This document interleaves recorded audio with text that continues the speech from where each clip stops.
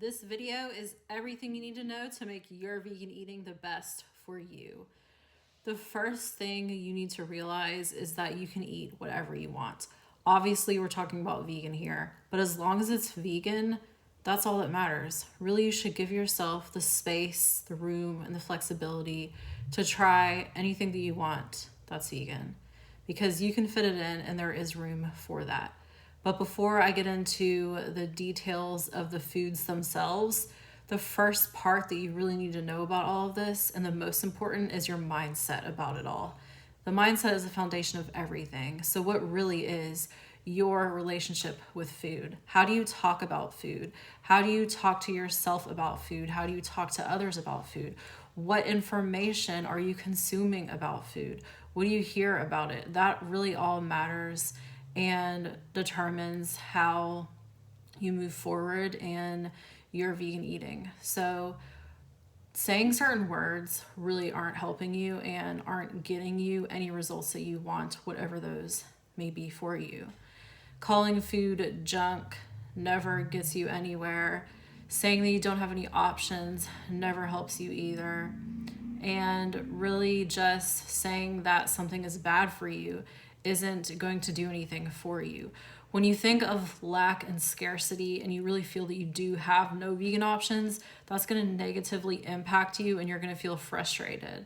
Of course, there are cities and certain areas that have more vegan options than others, but no matter where you are, there likely are vegan options that you can put together yourself.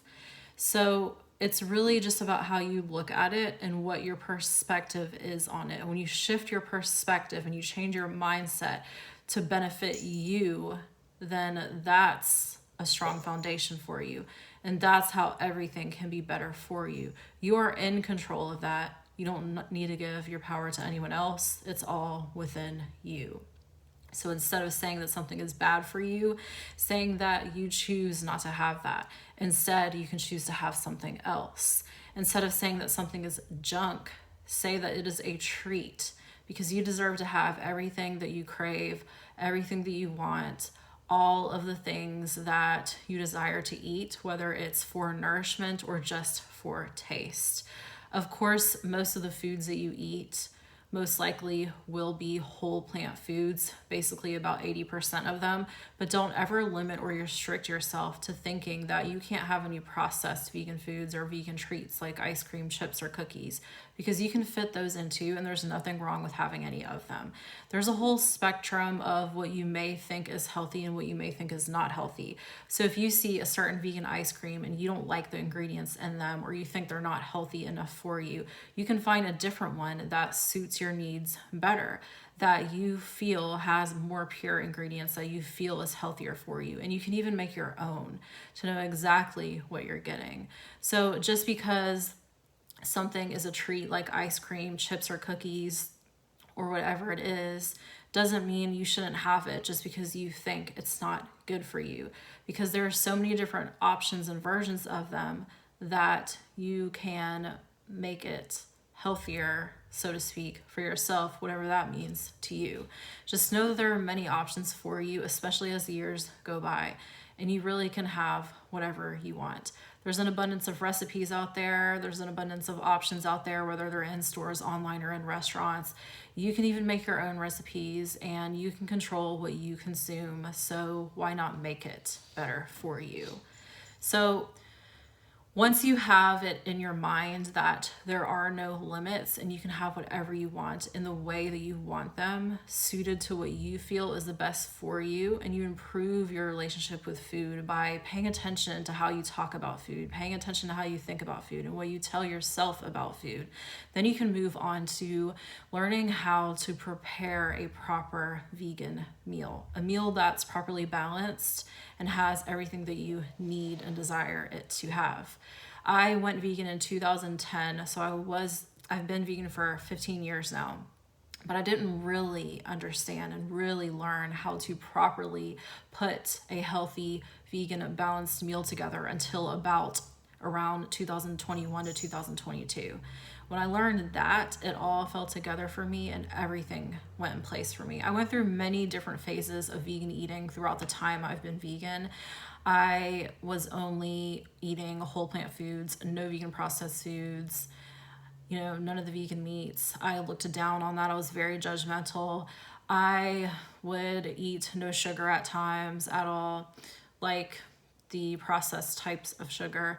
I would go with just eating so much fruit to the point where I overate a lot of things and I also underate a lot of things. I binged. The only thing I really didn't try was all raw, but pretty much everything else vegan wise, I did. And I realized that, even when I was making all these amazing recipes that I still love to this day from scratch, that were very time consuming sometimes, and sometimes they weren't, depends which recipes they were, I realized that I still wasn't satiated like I feel I needed to be. So there was something missing and I really didn't know what it was. And, I always made sure that I ate fruit because it is my favorite thing to eat in this world still to this day. And pineapple's my favorite fruit. So I really just made sure to eat a lot of fruit and all of these things, but I wasn't paying attention to my portion sizes. I wasn't paying attention to the amount of food that I was having, and I was not paying attention to my protein. So when I realized that and I started to learn how to actually put together a meal, that really changed everything for me, and I haven't been back since. So that really is what made it all better for me in regards to making sure that I was getting everything that I needed. I realized that I don't have to restrict myself. I don't have to leave anything out. I can have it all whenever I want, whatever it is that I desire. So I started to do workouts. I started to lose fat, but I made myself in a calorie deficit, which is the biggest thing. So I made sure to figure out a calorie deficit for myself and made sure I had a certain amount of protein every day that I wanted to hit. And I did that. And within a few months, I lost like 30 pounds or so.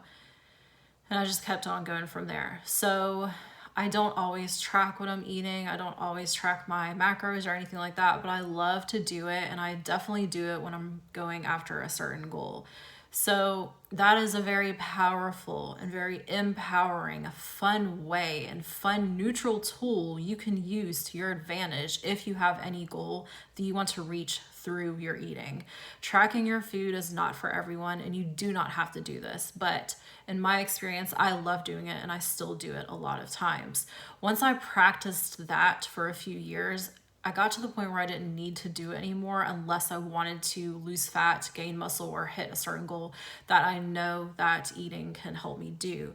So there are times when I do track my calories and my macros and things, but for the most part, what was most helpful to me was tracking my calories and my protein. That is what I focused on the most, because when I focused on those and I hit those for the targets that I wanted, I already knew that I was getting the carbs and the fats and the fruits and vegetables that I also needed. And I was also still eating chips, fries, cookies, pizza, burgers, ice cream, all of the things, because I knew how to fit it in. And that's what I'm telling you here. So you don't have to track your calories. I'm not saying that you do, but if you do have a certain goal that you want to go for, it really can be helpful to you to know where you are and to see, track, and evaluate what that's doing for you, if that's getting you closer to your goal, because you never can really make progress until you know exactly where you're at and exactly what you need to change or do to move forward to achieve your goal. But again, you don't have to do that. It's just something that was fun and I love to still do that.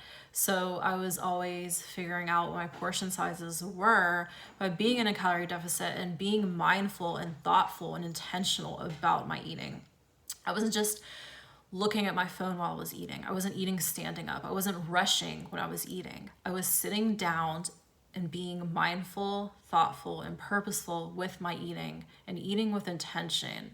Feeling all the textures of the food I was eating, tasting all of the tastes in what I was eating, feeling how it felt to eat that and to nourish myself and to make sure that I actually liked what I was eating. I don't eat stuff I don't like, even if I know they're great for me. So it really, can be everything for you. You can make it whatever you want it to be.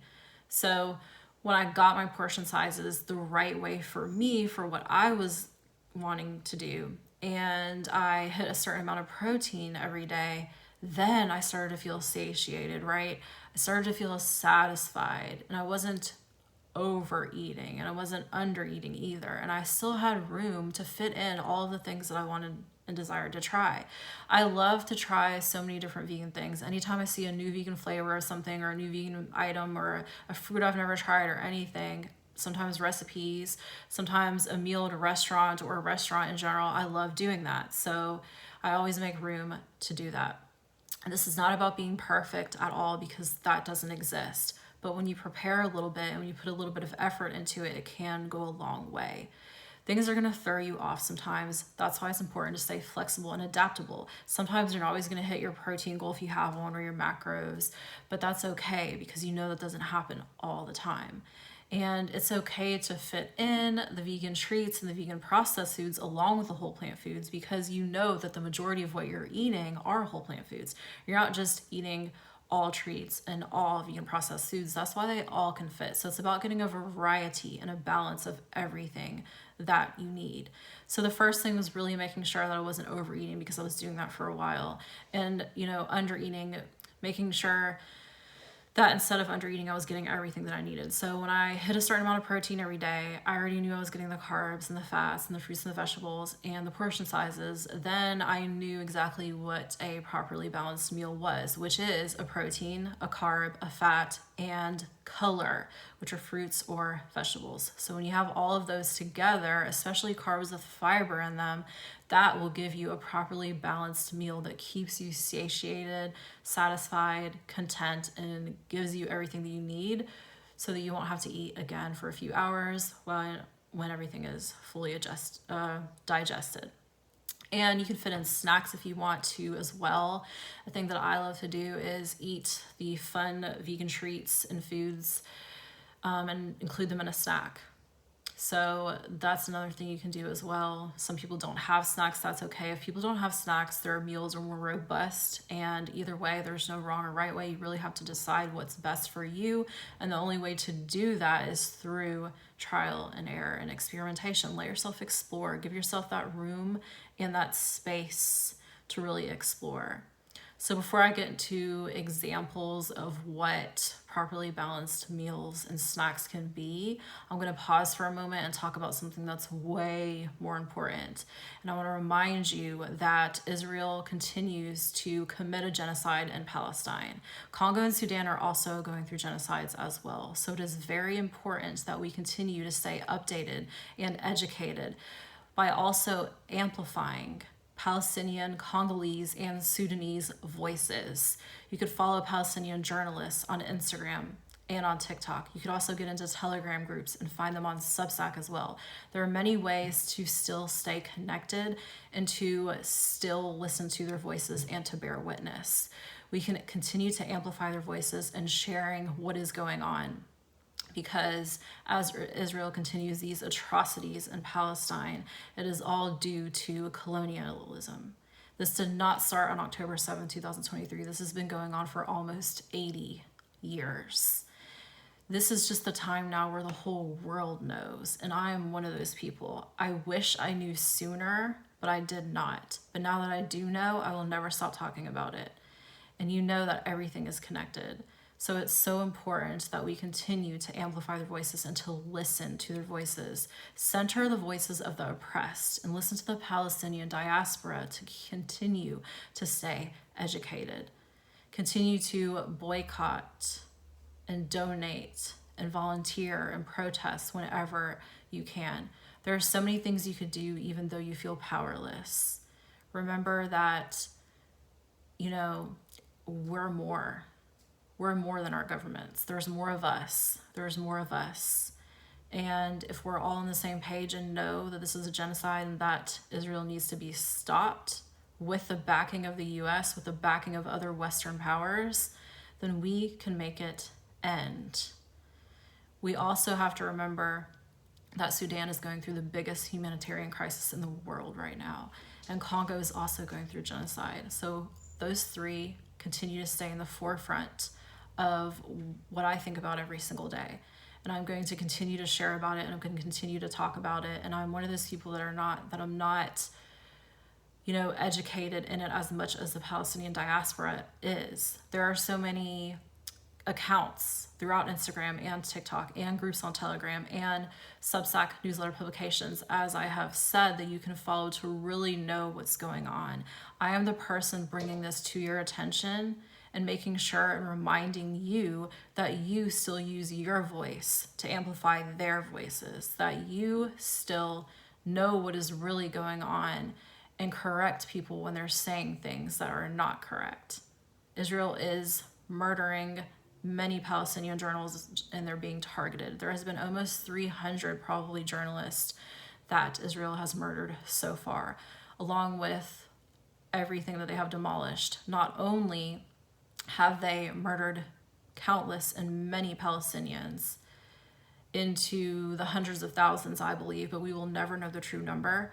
They have also murdered more animals than anyone else in the world, while doing irreversible, catastrophic damage to the environment. You have to be aware of vegan washing, because Israel commits this to this day.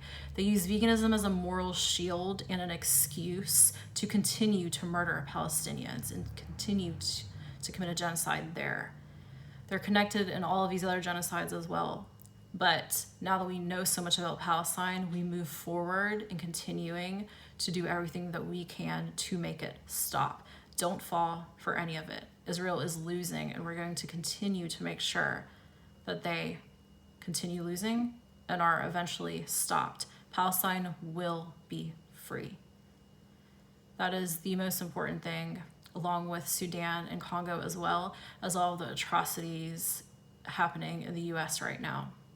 So I want you to know that it's because of colonialism. And I want you to know that the US is also just a part of it, as well as the UK, as Canada, as France is, and all of these other Western powers.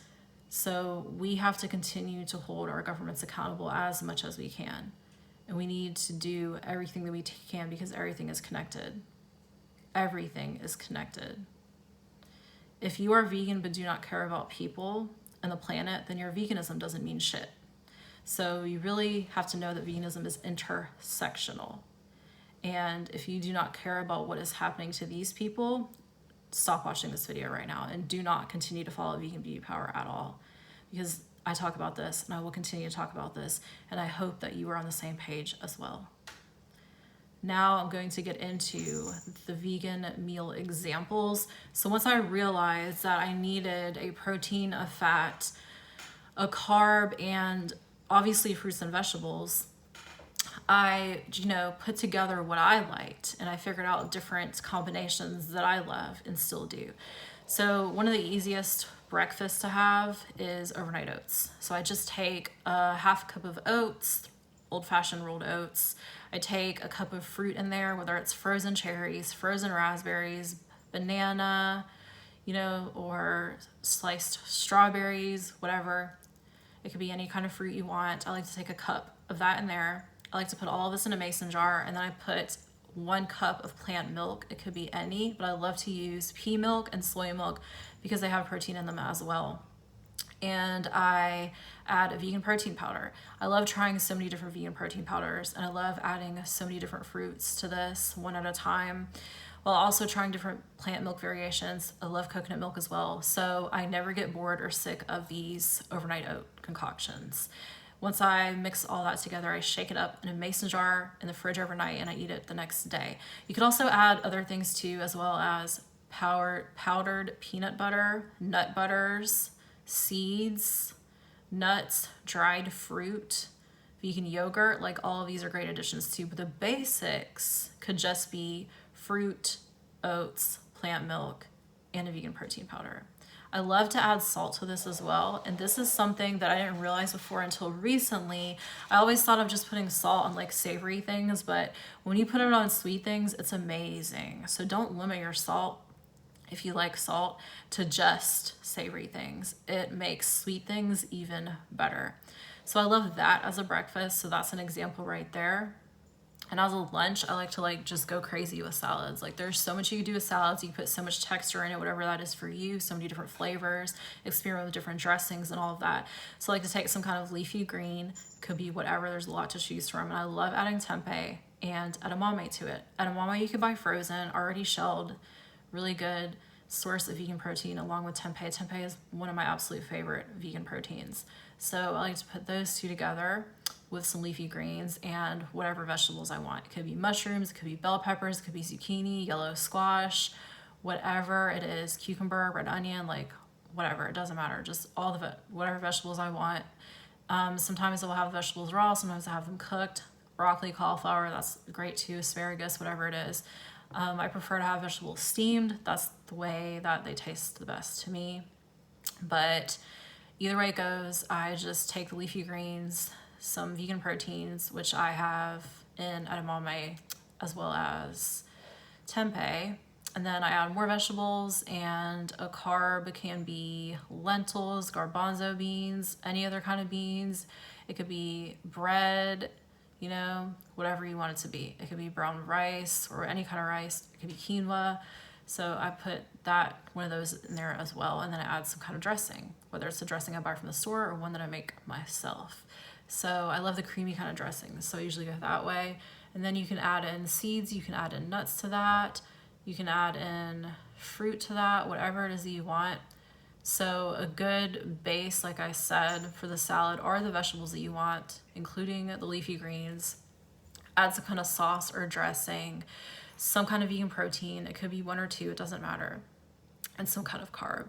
And when you put all that together, there's also fat, so you can add avocado to that if you want. You could add nuts to that. The fat could be in the dressing as well.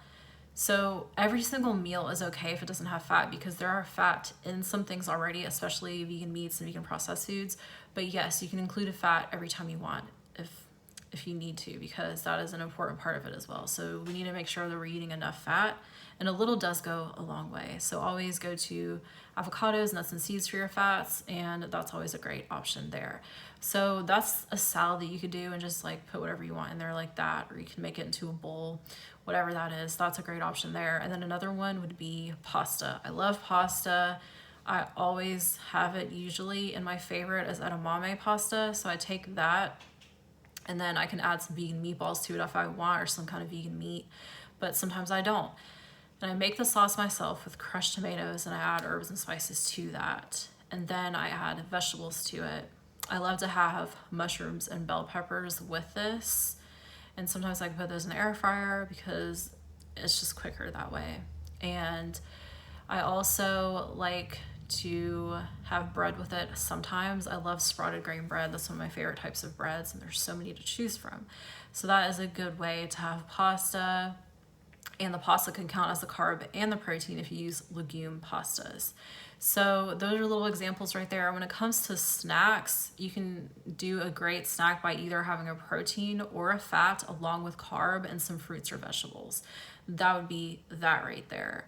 So like you can have some vegan yogurt with some oats and some fruit, and you can add protein powder in the yogurt if you want, or you can get a vegan yogurt that has protein in it. So the yogurt has fat in it. You can add a little bit of protein to it if you want. And then the fruit is the volume, is the color, and then the oats could be the carb as well. So you have a little snack right there that'll last you some time until you eat your meal. There's so many different snack combinations, but as long as you have a fat or a protein along with carbs and color, fruits and vegetables, you're good to go with that. Now, a lot of people mistake legumes as vegan protein sources, and although they do have protein in them, they are better considered a carb instead. So I'm talking about lentils and all beans here. And I'm also talking about nuts and seeds, because nuts and seeds have protein in them as well. And sometimes vegans like to try to get their protein from them, but they would have to get such a substantial amount of beans, lentils, legumes, and all of those, and nuts and seeds to get the amount of protein that they want. So they would end up overeating and not hitting their goal if they have a certain goal, or just eating more than they would need to get the amount of protein they need. So instead, it's much more efficient to get protein from leaner sources. But lentils, beans, and nuts and seeds are still amazing to eat, so don't leave them out. But just remember that you'll be much better off if you know that nuts and seeds are fat sources and lentils and beans are carb sources. They do have protein, so you can use them to increase your protein if you want, and you can use them as your carb source, but they are a carb source. Lupini beans can be considered a protein source because they do have a lot more protein in them than other beans. And legume pastas can be considered a carb and a protein because they have more protein in them than the legumes themselves. So great sources of vegan protein that are legume pastas would be black bean pasta, edamame pasta, chickpea pasta, and red lentil pasta. So those are all great. Edamame pasta has the most protein in it per serving when it comes to legume pastas. So those are all certain vegan protein sources, but the other ones would also be seitan, tofu, tempeh, edamame, vegan protein powders as well.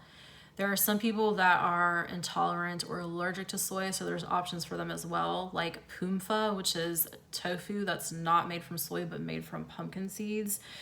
That could be considered a source of protein. Lupini beans can be as well. There are vegan protein powders that you can add to things.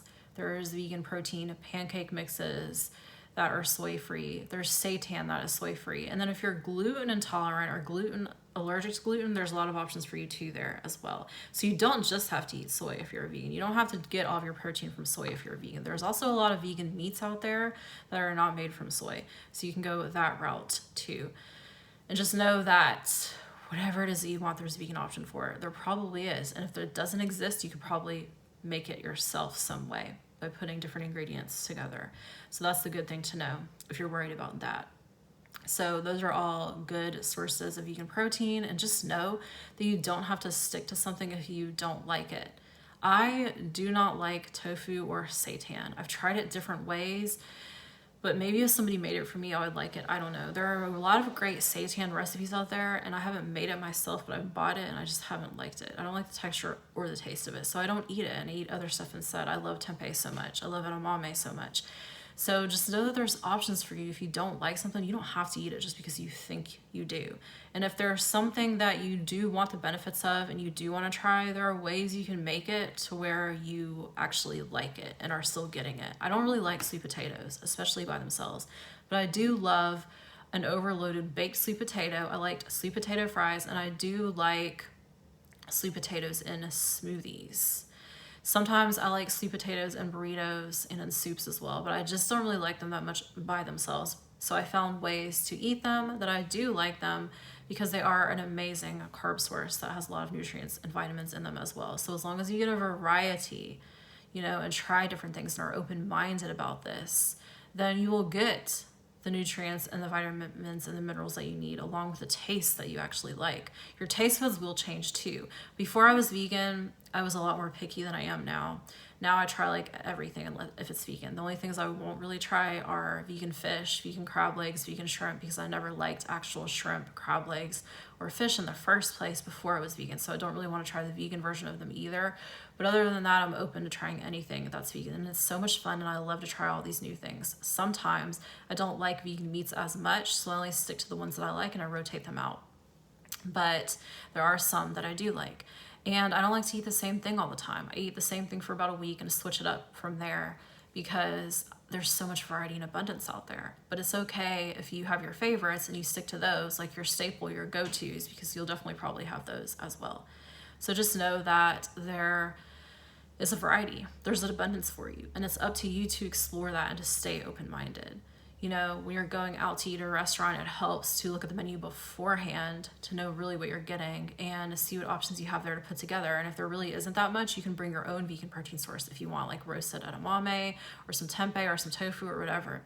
And you can have that to bring with you. Or you could eat something with protein before you go to the restaurant.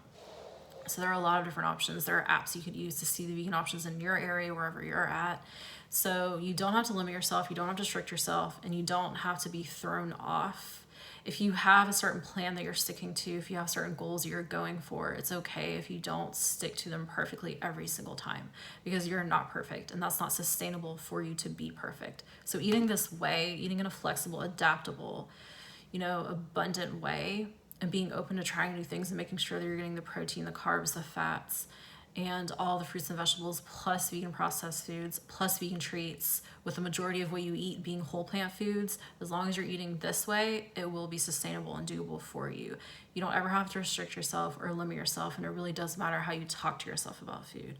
So just know that all of this is possible for you, and always be open to trying new things. If there's a combination that you didn't try together, do that, because you never know. I've been so pleasantly surprised by the many different combinations I've put together that I haven't before. And most of the time, the stuff that I try that I've never tried, I do end up liking. So it does usually work out well for me. So, there's nothing to be worried about. Everything is there for you, and it's up to you to make sure that you're getting everything that you need and desire through your vegan eating. You can make it happen. If you have any questions, or want to go deeper into this, you can get into Vegan Goddess Power. That's a one-on-one 3-month experience that can help you with your vegan eating, your vegan lifestyle, your mindset, or your self-care. I've been vegan for 15 years, like I have said, so I know that I can help you with your frustrations, your struggles, and your troubles navigating your vegan eating and your vegan lifestyle, from getting you to where you are now to where you desire to be. So if you want to get in on Vegan Goddess Power, grab your space at the link in the description. If you have any questions, all the details are there. And there's so much more through Vegan Beauty Power to come. There is a lot that I have to share, and it's not just about eating, it's about the lifestyle. So the main thing about all this is lifestyle. How you live your life every single day, what kind of lifestyle you want for yourself, how you take care of yourself, what you do, and all of these things. But vegan eating is a big part of all of this, so I like to get into that and talk about that a lot too, because that is something I have mastered. And I know that you could do it so much quicker than I did, since you have my guidance and support when it comes to this. If you want more, you could also watch the next video right here. Thanks for watching.